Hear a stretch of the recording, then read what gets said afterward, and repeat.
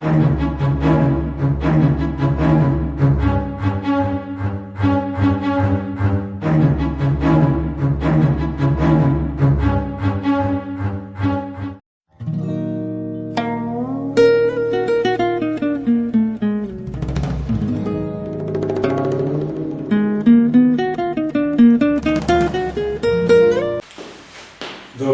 na kanal Self-Awareness, Art of Change, svjesnost, umetnost promjene.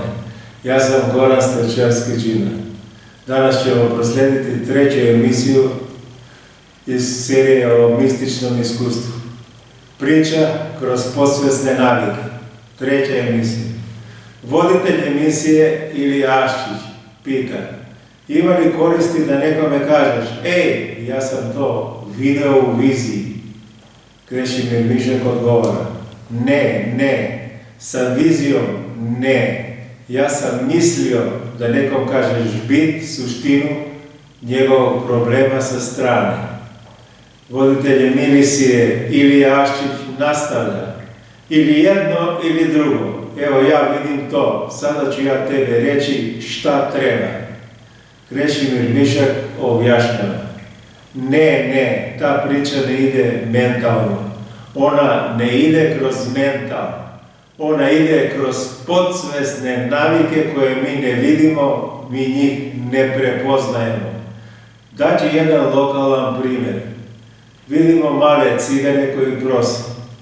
Da li neko od nas kada vidi te cigane vidi kao neutralno ljudsko biće ili kao ono: gledaj, to je onaj cigić tamo.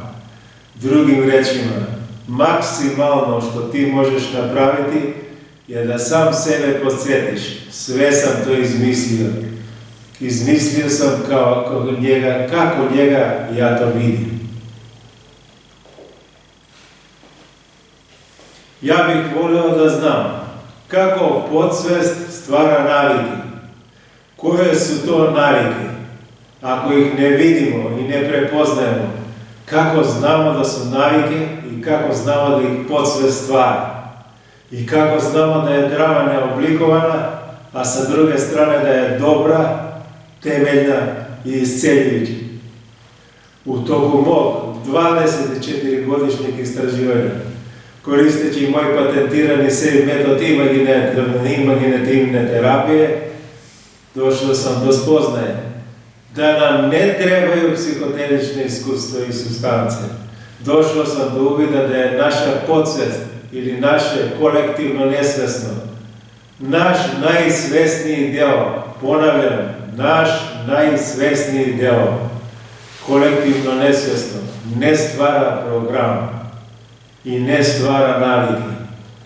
Njegovi temelji su univerzalni principi. Ovdje govorimo o činjenicama kao posljedica doživljenog iskustva, a ne o nekakvoj retorici. Sljedeće pitanje koje se samo nameće je: šta je maksimalno što možeš postići? Prema tvojim istraživanjima, Krešimire, to je da podsjetiš sebe da si sve izmislio, da si izmislio ono što vidiš. Ili drugim rečima, da živiš u programu simulacije. Koristeći moj patentirani safe metod imaginativne terapije sam spoznao: maksimalno što možemo postići je spojiti se sa kolektivnim nesvjesnim, proizvesti spontane, svesne vizije, spojiti suprotnosti i kreirati realnost kojom upravlja svesnost. Opraštam se od vas pozdravom. Stvarajte svesne priče. One će vas odvesti ka predodređenom cilju.